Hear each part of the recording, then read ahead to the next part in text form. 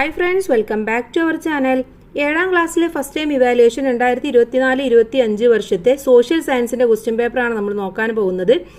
Exam എഴുതാനുള്ള സമയം 2 മണിക്കൂറായിരുന്നു. അപ്പോൾ എന്തൊക്കെയാണ് ക്വസ്റ്റ്യൻസ്, ആൻസേഴ്സ് എന്തൊക്കെയാണ് നമുക്ക് നോക്കാം. ഒന്നാമത്തെ activity, given below are the sum historic relics of the medieval India. Medieval ഇന്ത്യയിലെ ചില ഹിസ്റ്റോറിക് ആയിട്ടുള്ള ശേഷിപ്പുകളാണ് താഴെ തന്നിട്ടുള്ളത്. എന്തൊക്കെയാണ്? റെഡ് ഫോർട്ട്, ഹംപി, ഇത് രണ്ടുമാണ് നമുക്ക് തന്നിട്ടുള്ളത്. ചോദ്യം, during which region were these build. എപ്പോഴാണ്, ആരുടെ ഭരണകാലത്താണ് ഇത് നിർമ്മിക്കപ്പെട്ടത് എന്നാണ് ചോദിച്ചിട്ടുള്ളത്. റെഡ് ഫോർട്ട് ആരുടെ കാലത്തായിരുന്നു? റെഡ് ഫോർട്ട് മുഗൾ റൂളിന്റെ കാലത്തായിരുന്നു. ഹംപി വിജയനഗര റൂളിന്റെ കാലത്തായിരുന്നു. ഓക്കെ, അപ്പോൾ answer 1 Mughal rule, answer 2 Vijayanagara rule. ഇനി ഇതിലെ ബി ചോദ്യം നോക്കാം.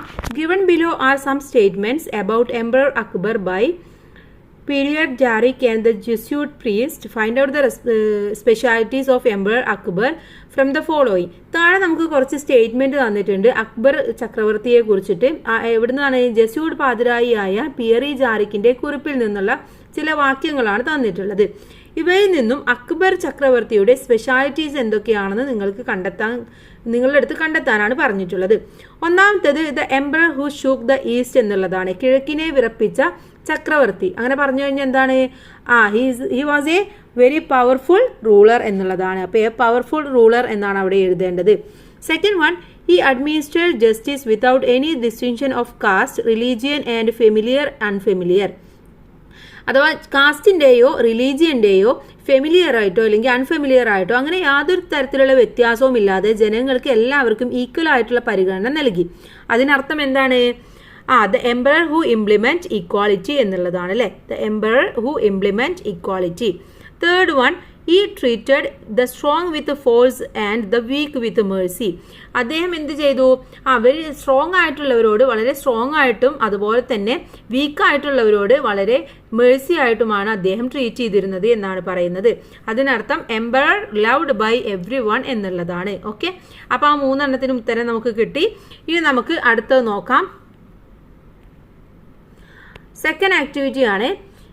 Given below are the ideas that Gandhiji wished to include in our constitution.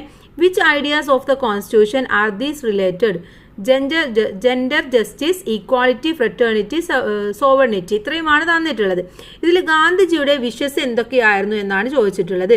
അഥവാ നമ്മുടെ ഭരണഘടനയിൽ ഉൾപ്പെടുത്താൻ ഗാന്ധിജി ഒരുപാട് ആഗ്രഹിച്ച കാര്യങ്ങളാണ് താഴെ കൊടുത്തിട്ടുള്ളത്. ജെൻഡർ ജസ്റ്റിസും ഈക്വാലിറ്റിയും ഫ്രട്ടേണിറ്റിയും സോവേർണിറ്റിയും. ഇതിൽ ഏതൊക്കെ ആശയങ്ങളാണ് ഇതുമായിട്ട് താഴെ പറയുന്നതുമായിട്ട് യോജിച്ചു വരുന്നത് എന്ന് നമുക്ക് കണ്ടെത്തണം. ഒന്നാമത്തേത്, the poor should have an effective voice in forming their country. ദരിദ്രരായ മനുഷ്യർക്ക് രാജ്യത്തെ രൂപപ്പെടുത്തുന്നതിൽ കാര്യക്ഷമമായിട്ടുള്ള ശബ്ദം ഉണ്ടാകണം എന്ന് അദ്ദേഹം പറഞ്ഞിരുന്നു.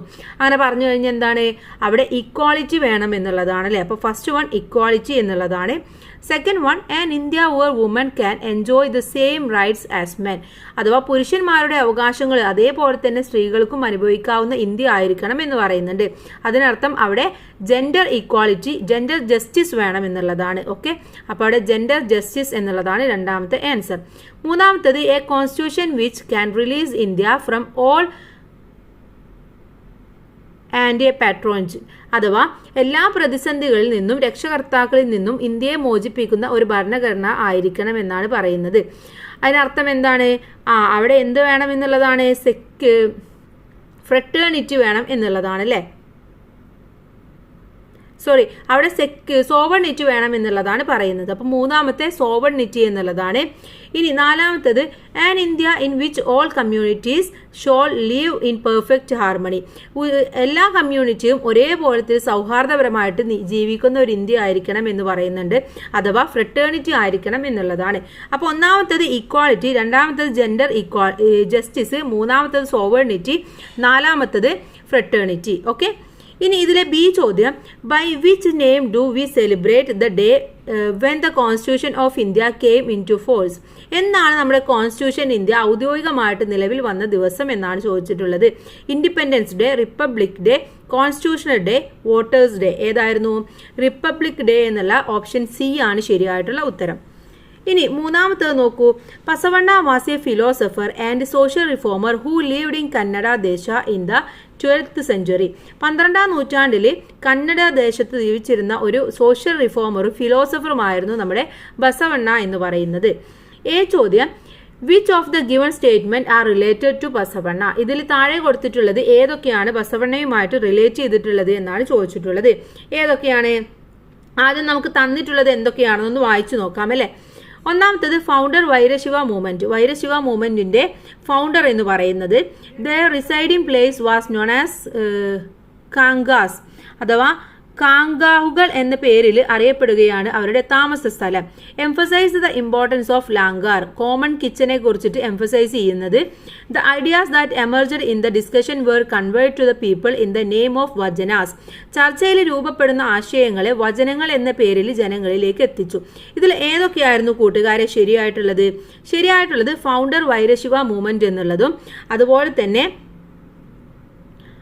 the ideas that emerged in the discussion were conveyed to the people in the name of vajanas എന്നുള്ളതും. അഥവാ ഓപ്ഷൻ എയും ഓപ്ഷൻ ഡിയുമാണ് ശരിയായിട്ടുള്ള ആൻസർ എന്ന് പറയുന്നത്. ഓക്കെ, ഇനി അടുത്ത ക്വസ്റ്റ്യൻ നോക്കാം. How did Anubhava Mandapam founded by Basavanna led to social changes? Describe. Basavanna സ്ഥാപിച്ച അനുഭവ മണ്ഡപം എങ്ങനെയൊക്കെയായിരുന്നു സോഷ്യൽ ചേഞ്ചസ് എങ്ങനെയൊക്കെയാണ് ഹെൽപ്പ് ചെയ്തത് വിശദീകരിക്കാനാണ് പറയുന്നത്. എങ്ങനെയൊക്കെയായിരുന്നു? Anubhava Mandapam was a spiritual forum founded by Basavanna in the 12th century. 12ാം നൂറ്റാണ്ടിൽ ബസവണ്ണ ഉണ്ടാക്കിയ ഒരു സ്പിരിച്വൽ ഫോറമാണ് അനുഭവ മണ്ഡപം എന്ന് പറയുന്നത്.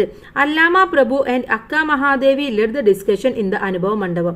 പ്രധാനമായിട്ടും അല്ലാമ പ്രഭുവും അതുപോലെ തന്നെ അക്ക മഹാദേവിയുമായിരുന്നു അവിടുത്തെ ഡിസ്കഷൻ ഒക്കെ ലീഡ് ചെയ്തിരുന്നത്. Everyone was allowed to participate in the discussion irrespective of caste and gender.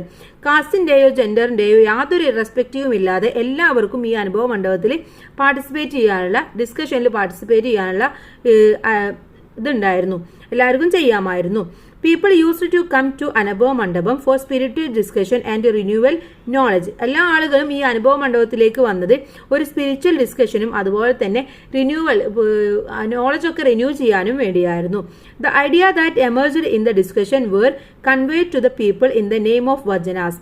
അവിടെ ആ ഒരു ഐഡിയാസിൽ ആ ഡിസ്കഷന് ശേഷം അവിടെ ഉണ്ടാകുന്ന പുതിയ ഐഡിയാസിനെയൊക്കെ ഒരു വചനങ്ങൾ എന്ന പേരിലായിരുന്നു കൺവേ ചെയ്തിരുന്നത്. അപ്പൊ ഇത്രയും കാര്യങ്ങൾ നമുക്ക് അനുഭവ മണ്ഡപത്തെ കുറിച്ചിട്ട് എഴുതാവുന്നതാണ് കേട്ടോ. ഇനി അടുത്ത ക്വസ്റ്റ്യൻ നോക്കാം. 4ാമത്തെ ക്വസ്റ്റ്യൻ ആണ്. നെഞ്ചിയമ്മ won the 2020 National Film Award for the Best Female Singer. നെഞ്ചിയമ്മ is the first person from the tribes to win this award. എന്താണ്? 2020 നാഷണൽ ഫിലിം അവാർഡിന്റെ ബെസ്റ്റ് സിംഗർ ആയിട്ടുള്ള നെഞ്ചിയമ്മയാണ് വിജയിച്ചിട്ടുണ്ടായിരുന്നത്. നെഞ്ചിയമ്മ എന്ന് പറയുന്നത് ട്രൈബ്സിൽ നിന്നും തന്നെ ആദ്യത്തെ ഒരു അവാർഡ് കിട്ടുന്ന ഒരാളാണ്. Prepare questions for interview Nenjiyamma to know about the artistic and cultural life of the tribal people. There should be at least 5 relevant questions. എന്താണ്? നമുക്ക് നെഞ്ചിയമ്മയുമായിട്ട് ഇന്റർവ്യൂ ചെയ്യാനുള്ള ഒരു അവസരം കിട്ടിയെന്ന് വിചാരിക്കുക. അങ്ങനെയാണെങ്കിൽ നിങ്ങൾക്ക് അവരോട് ചോദിക്കാവുന്ന ഏതെങ്കിലും 5 ചോദ്യങ്ങളാണ് എഴുതാൻ പറഞ്ഞിട്ടുള്ളത്. ഓക്കെ, അപ്പൊ എന്തൊക്കെ ചോദിക്കാൻ പറ്റും നമുക്ക്? Do you feel any exclusion from society? നിങ്ങൾക്ക് സൊസൈറ്റിയിൽ നിന്നിട്ട് എന്തെങ്കിലും ഒരു വേർതിരിവ് നേരിട്ടിട്ടുണ്ടോ എന്ന് ചോദിക്കാം അല്ലെ. Then second question, what kind of discrimination have you experienced from society? സൊസൈറ്റിയിൽ നിന്ന് എന്തൊക്കെ തരത്തിലുള്ള വിവേചനങ്ങളാണ് നിങ്ങൾക്ക് നേരിട്ടിട്ടുള്ളത്? What are your lifestyle that are very close with nature? എന്താണ് നിങ്ങൾ എന്ന് പറയുന്നത് നേച്ചറുമായിട്ട് വളരെ ക്ലോസ് ആയിട്ടുള്ളവരാണല്ലോ. അപ്പൊ നിങ്ങളുടെ ലൈഫ് സ്റ്റൈൽ എന്തൊക്കെയാണെന്ന് ചോദിക്കാം. Is it true that people is your category have knowledge of many valuable truth? എന്താണ്? നിങ്ങൾക്ക് ഒരുപാട് കാര്യങ്ങളെ കുറിച്ചിട്ട് ഒരുപാട് മരുന്നിനെ കുറിച്ചിട്ടൊക്കെ ഒരുപാട് അറിവുകൾ ഉണ്ടെന്ന് പറയുന്നത് കേട്ടിട്ടുണ്ട്. അത് ശരിയാണോ എന്ന് ചോദിക്കാം. അതുപോലെ തന്നെ what kind of services do you get from the government? ഗവൺമെന്റിൽ നിന്ന് നിങ്ങൾക്ക് എന്തൊക്കെ തരത്തിലുള്ള സേവനങ്ങളാണ് ലഭിക്കാറുള്ളത് എന്നും ചോദിക്കാം അല്ലെ. അപ്പൊ ഇത്തരത്തിൽ 5 ചോദ്യങ്ങളാണ് നിങ്ങൾ ചോദിക്കേണ്ടത്. ഇനി 5ാമത്തെ ആക്ടിവിറ്റി നോക്കാം. The ruler who started the Mughal rule in India with Delhi as it's centre. എന്താണ്? നമുക്കറിയാം ഡൽഹി കേന്ദ്രമാക്കിയാണ് ഇന്ത്യയിൽ മുഗൾ ഭരണത്തിന് തുടക്കം കുറിച്ചത് അല്ലെ. അപ്പൊ തുടക്കം കുറിച്ച ആ ഭരണാധികാരി ആരെന്നാണ് ചോദിച്ചിട്ടുള്ളത്. ഇവിടെ ഓപ്ഷൻ തന്നിട്ടുണ്ട്. ബാബർ, ഔറംഗസീബ്, അക്ബർ, ഷാജഹാൻ. ആരായിരുന്നു? ബാബർ ആയിരുന്നു. അപ്പൊ ആൻസർ എന്ന് പറയുന്നത് ബാബർ ആണ്. ബി ചോദ്യം, emperor Akbar was A religiously tolerant ruler. Akbar ചക്രവർത്തി എന്ന് പറയുന്നത് മതസഹിഷ്ണുതയുടെ ഒരു ഭരണാധികാരിയായിരുന്നു. Support with evidence. ആ എവിഡൻസുകൾ നിരത്തിക്കൊണ്ട് നിങ്ങളുടെ അടുത്ത് അതൊന്ന് ഇവാലുവേറ്റ് ചെയ്യാനാണ് പറഞ്ഞിട്ടുള്ളത്. ഇവിടെ നമുക്ക് അതിലുള്ള ഹിൻസ് തന്നിട്ടുണ്ട്. ഒന്ന് ഇബാദത്ത് ഖാനയെ കുറിച്ചിട്ട് പറയണം, ദിൻ ഇലാഹിയെ കുറിച്ച് പറയണം, അതുപോലെ തന്നെ റോയൽ കോർട്ടിനെ കുറിച്ചിട്ടും പറയണം. അപ്പോൾ ഇതെല്ലാം പറഞ്ഞുകൊണ്ടുള്ള ഒരു ചെറിയ ബ്രീഫ് നോട്ടാണ് നിങ്ങൾ തയ്യാറാക്കേണ്ടത്.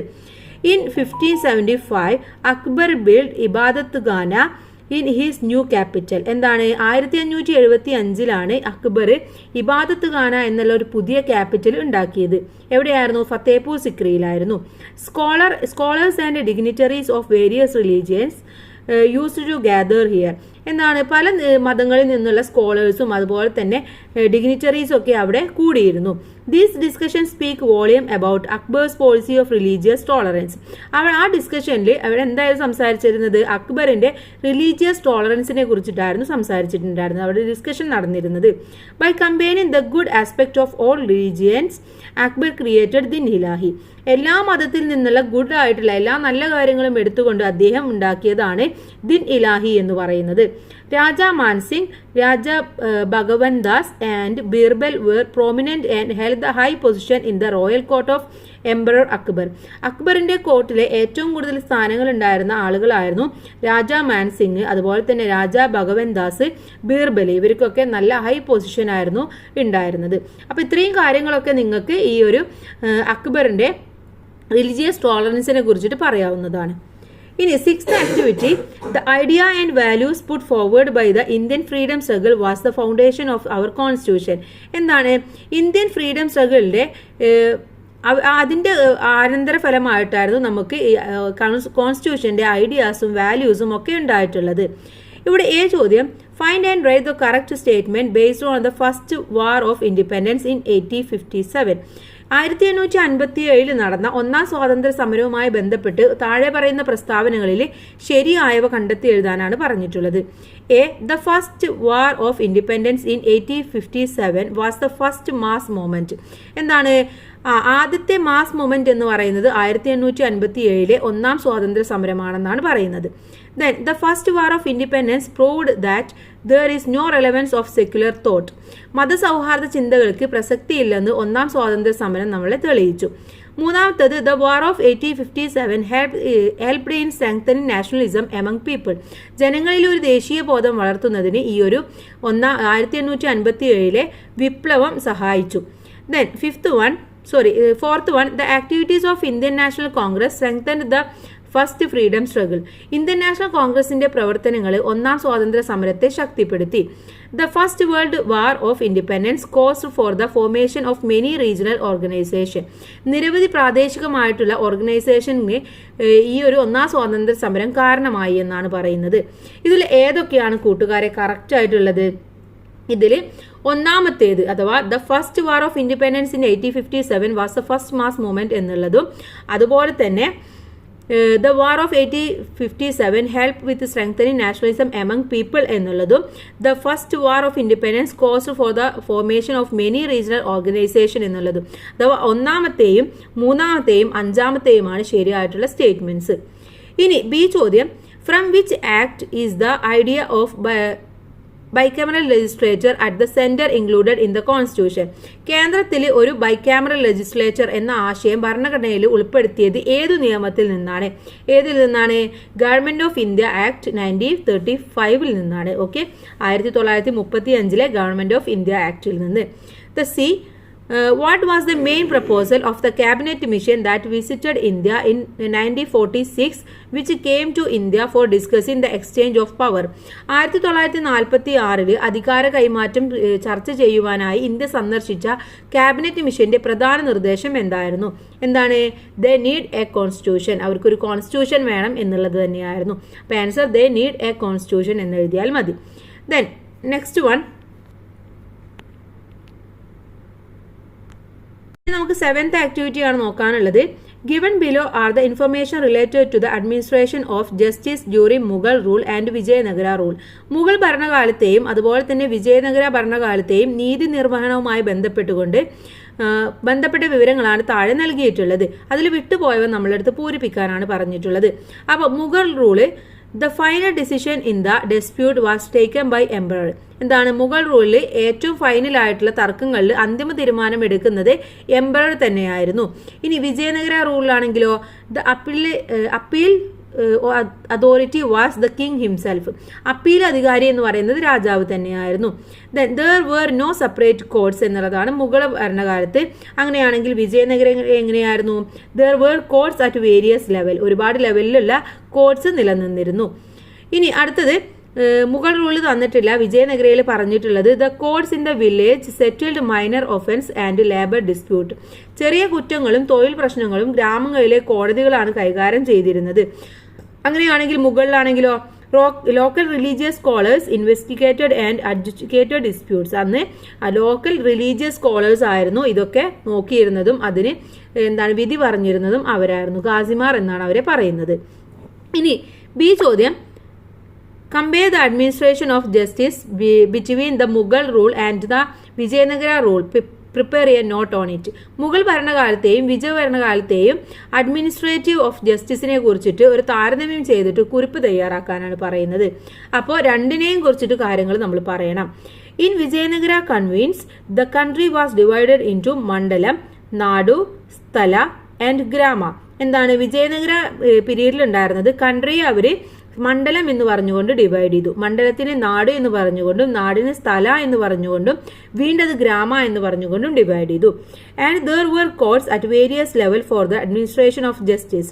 അന്ന് അഡ്മിനിസ്ട്രേഷൻ ഓഫ് ജസ്റ്റിസിന് വേണ്ടിയിട്ട് ഒരുപാട് വേരിയസ് ലെവലിലുള്ള കോർട്സ് ഒക്കെ ഉണ്ടായിരുന്നു. The appeal authority was the king himself. King ആയിരുന്നു അന്നത്തെ അപ്പീൽ അധികാരി എന്ന് പറയുന്നത്. ഇനി മുകളിലേക്ക് വരുമ്പോൾ during the Mughal rule the country was divided into provinces called subah for proper administration. എന്താണ് മുഗൾ പീരീഡിൽ വരുമ്പോൾ നമ്മുടെ കൺട്രിയെ അവർ പ്രൊവിൻസസ് എന്ന പേരിലായിരുന്നു ഡിവൈഡ് ചെയ്തിട്ടുണ്ടായിരുന്നത്. അവരതിനെ സുബ എന്നായിരുന്നു വിളിച്ചിരുന്നത്. അതുപോലെ subah was again divided into sarkar. ഈ സുബയെ സർക്കാർ എന്ന പേരിൽ വീണ്ടും ഡിവൈഡ് ചെയ്തു. And the sarkar was split into a group of villages called a parganas. എന്താണ് ഈ സർക്കാരിനെ വീണ്ടും അവർ ചില ഗ്രൂപ്പുകളായിട്ട് ഡിവൈഡ് ചെയ്തു. അതിനെ അവർ പാർഗൻസ് എന്ന പേരിലായിരുന്നു വിളിച്ചിരുന്നത്. And there was no separation courts for the administration of justice as today. ഇന്ന് കാണുന്ന പോലെയുള്ള ഒരു അഡ്മിനിസ്ട്രേഷൻ കോർട്സ് ഒന്നും അന്ന് നിലനിന്നിരുന്നില്ല. Instant local religious scholars investigator and adjudicated disputes. അന്ന് എന്തെങ്കിലും കുറ്റമൊക്കെ കണ്ടു കഴിഞ്ഞാൽ അന്നത്തെ ലോക്കലായിട്ടുള്ള റിലീജിയസ് സ്കോളേഴ്സ് ആയിരുന്നു അതൊക്കെ തീർപ്പ് കൽപ്പിച്ചിരുന്നത്. അപ്പൊ ഇങ്ങനെയാണ് നമ്മുടെ വിജയനഗര പീരീഡിലും അതുപോലെ തന്നെ മുഗൾ പീരീഡിലും ഉണ്ടായിരുന്നത്. ഇനി 8th ക്വസ്റ്റ്യൻ, ലാസ്റ്റ് ക്വസ്റ്റ്യൻ ആണ്. Okay, given below are the hints of the major Bhakti Sufi scholars who lived in the medieval India. medieval സമയത്ത് നിലനിന്നിരുന്ന ജീവിച്ചിരുന്ന ചില ഭക്തി സൂഫി സ്കോളേഴ്സിന്റെ കുറച്ച് വിവരങ്ങളാണ് താഴെ കൊടുത്തിട്ടുള്ളത്. Complete the table. എന്തൊക്കെയാണ് നമുക്ക് നോക്കാം. ഒന്നാമത്തെ hints, one of the major Sufi scholars lived in 13th-14th century in Delhi. 13-14 നൂറ്റാണ്ടുകളിലായിട്ട് ഡൽഹിയിൽ ജീവിച്ചിരുന്ന പ്രധാന സൂഫി ഫര്യന്മാരിൽ ഒരാളായിരുന്നു.